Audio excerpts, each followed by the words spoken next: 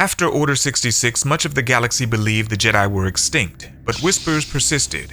Scattered reports of lightsabers igniting in backwater towns, stories of cloaked figures moving in silence. Some Jedi survived, not as warriors of the Republic, but as shadows of their former selves. Obi-Wan Kenobi, once general of the Clone Wars, became a ghost.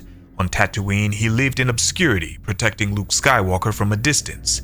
To the galaxy, Kenobi was gone. To the Empire, he was a dangerous loose end. But for nearly 2 decades, he stayed hidden, a warrior turned into a hermit, waiting for the day the Jedi might rise again. Grandmaster Yoda was the symbol of the Jedi Order, and he vanished into the swamps of Dagobah. Few could imagine that the leader of the Jedi Council still lived. But Yoda understood the truth. The galaxy was not ready for more war. He would survive in silence, watching as the Force itself chose the next generation of Jedi.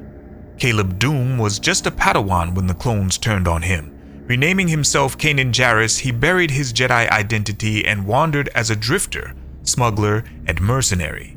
But destiny had other plans. When he met Ezra Bridger, he stepped back into the role of Jedi Knight, proving that even a hidden survivor could reignite the flame of hope. Seer Junda, a Jedi Knight, survived by cutting herself off from the Force. Haunted by guilt after her capture and the eventual death of her Padawan, she abandoned the Jedi ways, but her story shows another path of survival, one not of action, but of retreat, of enduring trauma and carrying the scars of the Purge.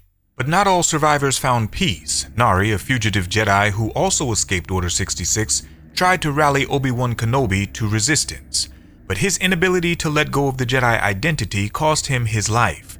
Hunted by the Inquisitors, Nari's tragic fate showed just how dangerous survival was when hope turned into desperation.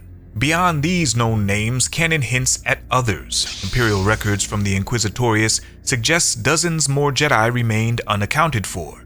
Farmers, smugglers, healers, some may have hidden in plain sight, forever masking their connection to the Force.